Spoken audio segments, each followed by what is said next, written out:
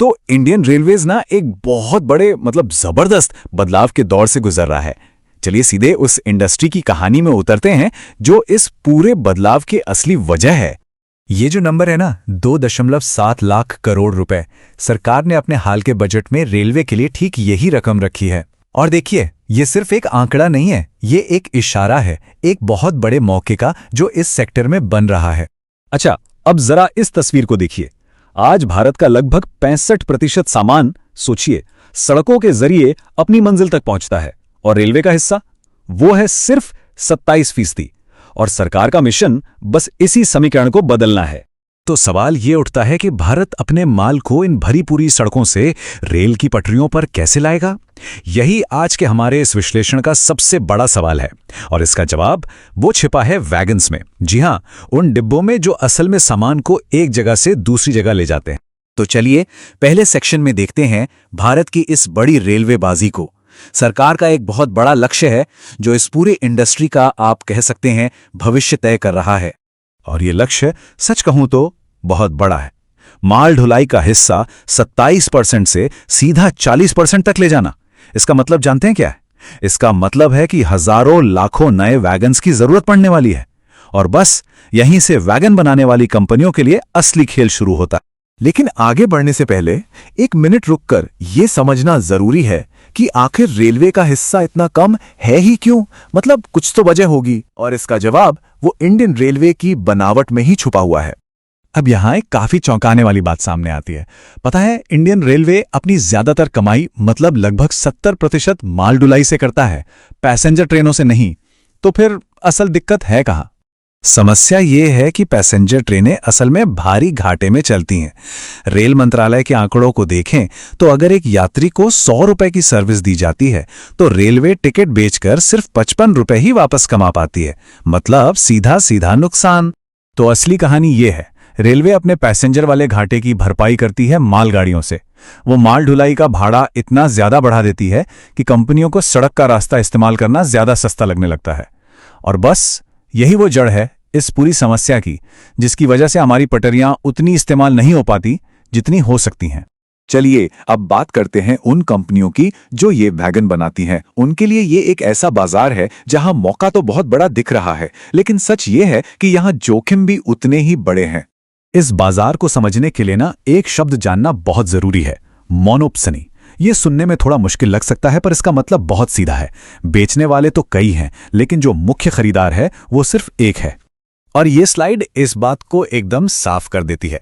भारत में जितने भी वैगन बनते हैं उनमें से लगभग 74% अकेले इंडियन रेलवेज ही खरीदता है। अब जाहिर है इससे बाजार की पूरी ताकत उनके हाथ में आ जाती है। देखिए, जब एक ही बड़ा खरीदार होता है ना तो वो कीमतें भी अपनी मर्जी से तय करता है और नतीजा ये होता है कि वैगन बनाने वालों को सिर्फ 7 से 9% का ही प्रॉफिट मार्जिन मिल पाता है। और तो और उनका पूरा का पूरा कारोबार सरकारी खर्च के उतार चढ़ाव पर निर्भर हो जाता है।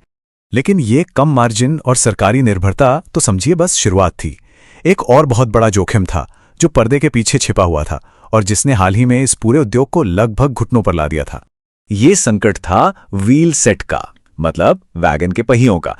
हुआ ये कि भारत में इनका सिर्फ एक ही बड़ा घरेलू सप्लायर है और जैसे ही विदेश से आने वाले पहिए रुके, पूरी की पूरी सप्लाई चेन ठप हो गई। और इसके नतीजे वो बहुत गंभीर थे। जुपिटर वैगन्स को करीब 480 करोड़ के रेवेन्यू का नुकसान हुआ और टीटागढ़ रेल का प्रोडक्शन तो 26% तक नीचे गिर गया। तो जाहिर है इस संकट ने इन कंपनियों के लिए एक वेकअप कॉल का काम किया। उन्हें समझ आ गया कि इस जोखिम भरे माहौल में टिके रहने के लिए अपनी रणनीति बदलनी ही पड़ेगी। तो वो मुख्य रूप से 3 रास्ते अपना रही हैं। पहला, अपनी सप्लाई चेन को सुरक्षित करना। दूसरा, ऐसे काम खोजना जहां ज्यादा मुनाफा हो। और तीसरा और सबसे जरूरी, सिर्फ एक ग्राहक पर अपनी निर्भरता को कम करना। ये स्लाइड उनकी पूरी रणनीति का सार है, समझिए। जब वो प्राइवेट कंपनियों को वैगन बेचते हैं तो उन्हें 10 से 15% ज्यादा मार्जिन मिलता है और अगर वो माल वैगन की जगह पैसेंजर कोच या दूसरे पार्ट्स बनाने लगें तो उनका मुनाफा 10-12% से बढ़कर सीधा 20 से 30% तक पहुंच सकता है। तो अब हो क्या रहा है?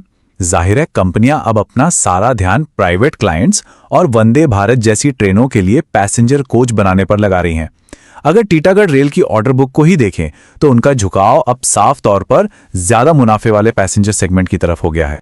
लेकिन इन सब में जो सबसे बड़ा और सबसे साहसिक कदम है वो है रेलवे सेक्टर से ही बाहर निकलकर सोचना। देखिए, ये कंपनियां अब सिर्फ एक बाजार पर निर्भर रहने का जोखिम नहीं उठा सकती, इसलिए वो अब नए मैदानों में उतर रही हैं। जैसे टीटागढ़ अब जहाज, पुल और रक्षा के उपकरण बना रहा है, वहीं जुपिटर वैगन्स वो इलेक्ट्रिक व्हीकल और बैटरी स्टोरेज की दुनिया में कदम रख रहा है। मतलब साफ है, अब ये सिर्फ वैगन बनाने वाली कंपनियां नहीं रह गई हैं। तो आखिर में ये कहानी सिर्फ रेल के डिब्बों तक सीमित नहीं है। ये कहानी है भारत की लॉजिस्टिक्स लागत को कम करके पूरी अर्थव्यवस्था को दुनिया के सामने और भी ज्यादा प्रतिस्पर्धी बनाने की, और एक मजबूत, एक कुशल रेलवे सिस्टम उस लक्ष्य की रीढ़ की हड्डी है। लेकिन इन कंपनियों की ये जो नई रणनीति है वो एक बहुत बड़ा सवाल खड़ा करती है। अगर भारत के सबसे बड़े वैगन निर्माता ही अपना ध्यान रेलवे से हटाकर कहीं और लगा रहे हैं, तो फिर सरकार के उस विशाल लक्ष्य को पूरा कौन करेगा? वो लाखों नए वैगन जिनकी देश को इतनी सख्त जरूरत है, वो आखिर बनाएगा कौन? ये वो सवाल है जिसके जवाब पर भारत के रेलवे का पूरा भविष्य टिका हुआ है।